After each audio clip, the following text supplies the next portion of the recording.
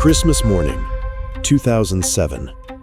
A minivan crawls down a gravel road outside Locust Grove, Oklahoma. Inside, kids are buzzing, clutching camcorders and wrapped gifts, ready to burst through the front door of their grandparents' house. But as the car rolls past the little manger scene in the front yard, nobody comes outside. No Jack, no Elaine, no warm wave from the porch. Just Christmas decorations and a silence that feels wrong.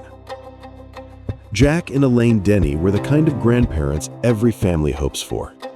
Jack, 65, had just retired from the Grand River Dam Authority after a lifetime of hard work.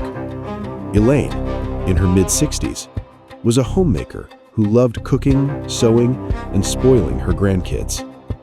They'd moved to this quiet stretch of Cherokee County in the late 90s, trading city noise for gravel roads, trees, and the kind of stillness that usually feels safe. To their daughter Sarah and her children, Jack was Grandpa, and Elaine had a special nickname, Minkama. No one even remembered exactly how it started. It just fit her. Soft, loving, a little quirky, and all heart. Holidays were everything in this family. Thanksgiving, birthdays, and especially Christmas. There would be a big meal on the table, treats for the neighbors, and gifts under the tree waiting for little hands. In December 2007, the Denneys were settling in for another holiday season. Jack was enjoying retirement. Elaine was baking, making peanut brittle to hand out to neighbors. Their calendar on the kitchen wall was marked up with appointments and reminders, and a circle around December 25th, Christmas with the kids. On December 23rd, something changed in that quiet little house. Sometime that day or night, a stranger stepped onto their property and walked toward a home covered in Christmas decorations. Inside, dinner dishes were out, the house was neat, and nothing suggested danger. But whoever came to that door wasn't bringing gifts. They were bringing a gun. Authorities would later conclude Jack and Elaine were killed 1 or 2 days before Christmas, likely on December 23rd. Sarah tried to call her parents on Christmas Eve. No answer. Maybe they were busy, she thought. Late that night, she called again. Still nothing. The next morning, she tried once more. Silence.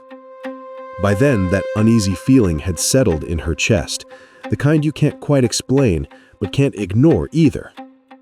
So Sarah, her husband Ladney, and their kids piled into the car and headed down Iron Post Road toward Jack and Elaine's house. They even had the video camera rolling, catching the excitement of the kids as they got closer. But just before they turned onto the Denny's road, Sarah shut the camera off. Something, she later said, just felt wrong. When they pulled into the driveway, the first thing they saw was the manger scene in the yard. The decorations were still there, untouched, but the house was still.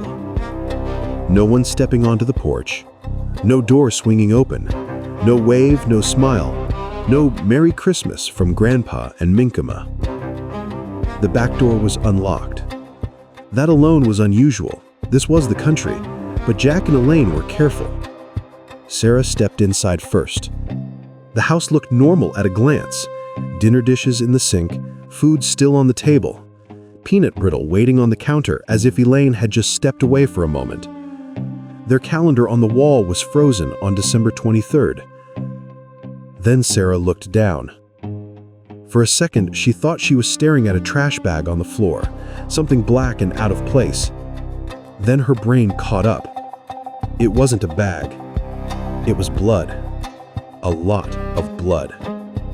And in the dining room, on the floor, were her parents. Both had been shot to death in their own home. Deputies and investigators rushed to the house. Cherokee County Undersheriff Jason Chenault would later say he'll never forget that scene. The Christmas decorations outside, the meal half finished, and the bodies of Jack and Elaine in the middle of what should have been a festive family gathering. It looked like someone had stood in that dining room and fired over and over again until the gun dried up. But as detectives began to process the scene, they realized something strange. Nothing seemed disturbed. The house was tidy. There were no signs of a struggle, no smashed glass. Jack's wallet was found empty, but beyond that, it didn't look like a typical robbery. No Christmas presents taken, no TV, no jewelry visibly missing. The Denney's home sat in a rural spot, down a gravel road that only locals really used. To get there, you had to know where you were going. That raised terrifying questions.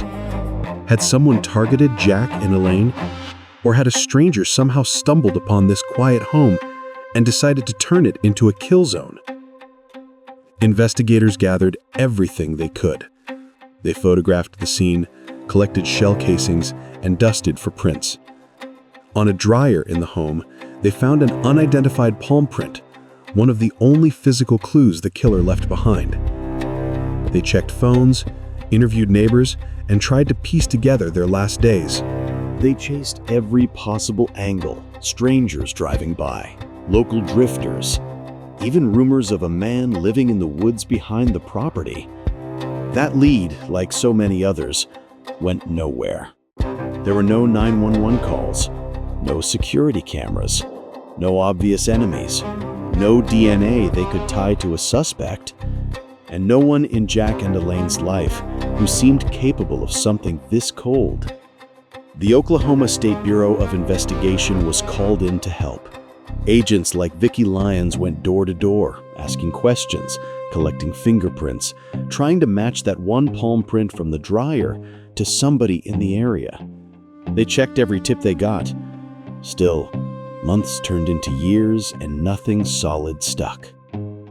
For Sarah, the grief transformed into tormenting questions. Did her mother have to watch her father die? Did her father see Elaine get shot? Were they afraid? Did they know why this was happening?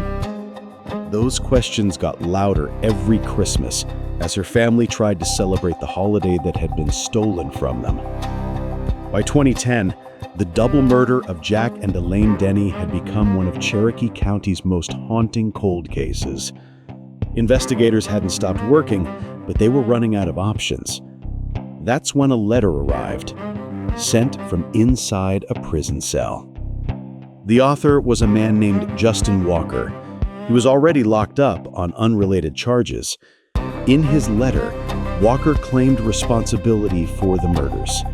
He wrote that he had shot and killed them both and robbed Jack of his wallet. The details were chilling. He wasn't just bragging about killing some couple. He named Jack and Elaine specifically. Investigators were skeptical. A high-profile unsolved case like this gets attention, especially in a small county. Someone behind bars might confess just to get out of their cell for a day or to feel important. District Attorney Jack Thorpe and Undersheriff Chenault knew they had to treat the letter cautiously. Was this the real killer, or just another manipulator looking for headlines? Still, Walker had nothing to gain from owning up to this, at least on paper. So they brought him in for an interview. They even asked him to draw a sketch of the Denney's house from memory. What he drew wasn't perfect, but it was close enough for investigators to feel uneasy. He seemed to know things that hadn't been splashed all over the news. Then came the setback. When they compared Walker's palm print to the print from the Denney's dryer, there was no match. That tiny piece of physical evidence, the only real trace the killer had left, didn't line up with the man who was now confessing on paper. Prosecutors felt they didn't have enough to charge him. The letter, the sketch, the interview, it all went into the file, and the case stayed cold. Years later, in 2012, Walker got out of prison on his other charges. By then, the case was still officially unsolved, and the Denney family had spent almost 5 Christmases without answers. The OSBI asked Walker to come back for a follow-up interview. This time he denied everything. He said he didn't even remember writing the confession letter. For investigators who had pinned some hope on him, It was a punch to the gut. With no charges filed, life moved on, at least on the surface. Sarah and her family tried to build new Christmas traditions, but every December, they were pulled back to December 23, 2007.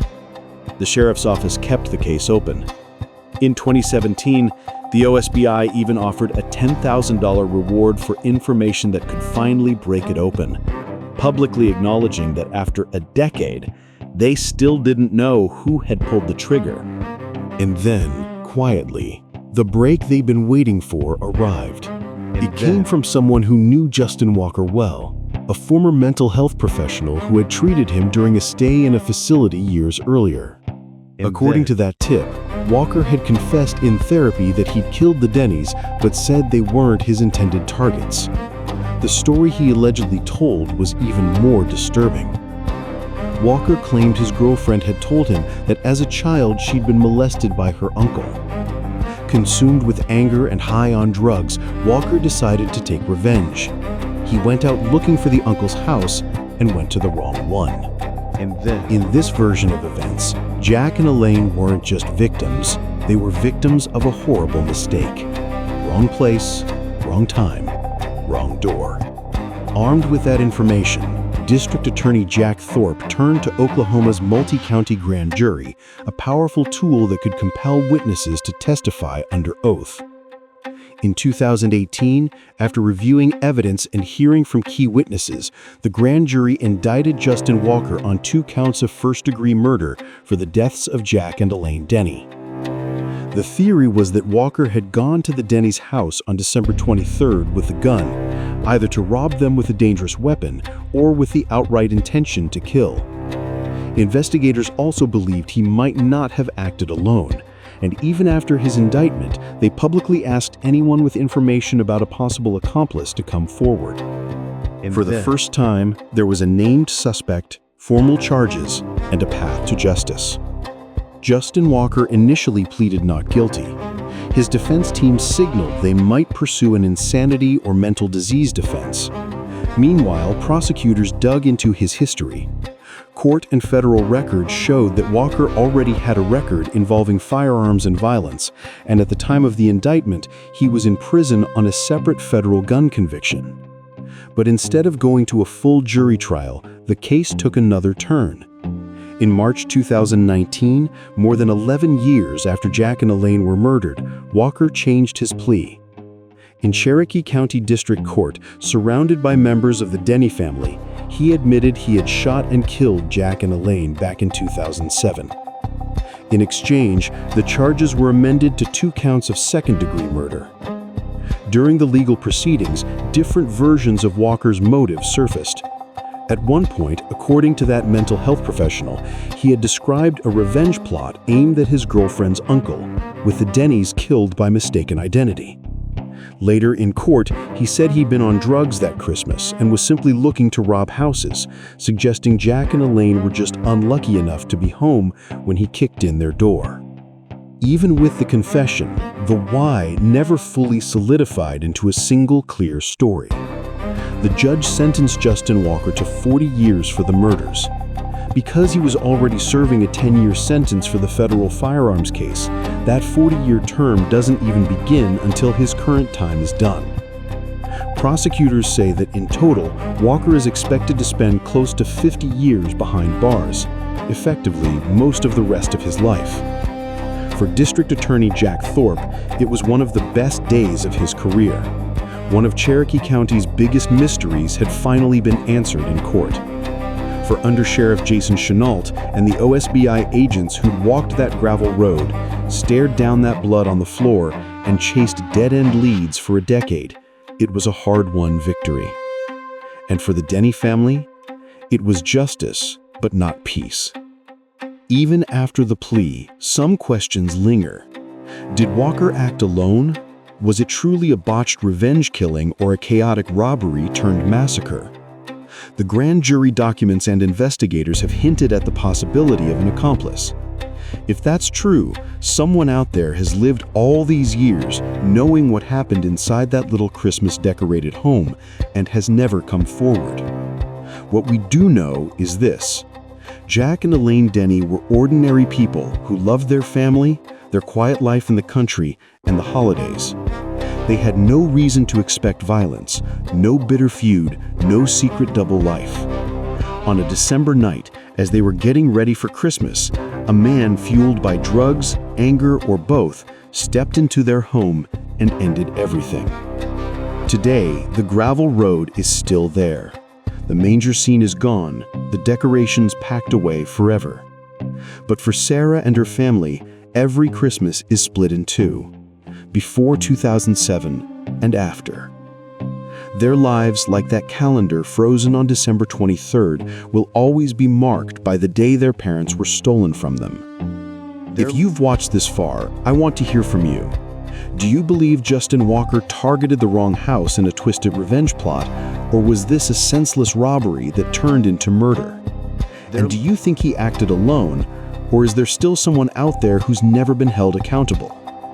If you found this story important, please take a moment to like this video so more people see it. Subscribe to the channel for more in-depth true crime stories just like this one, and turn on the notification bell so you don't miss the next case. Share this episode with someone who loves true crime, and let's keep these victims' memories alive by refusing to forget their stories.